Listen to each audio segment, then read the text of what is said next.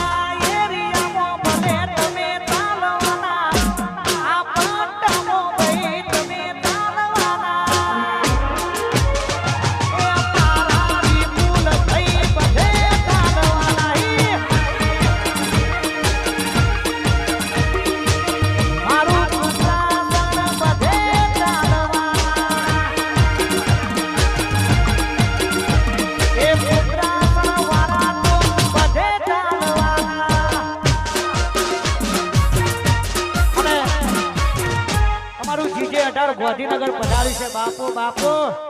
વાહ મારું જીજે 18 વાહ મારું ઝુંડાલ વાહ ખાસ વાહ જય હો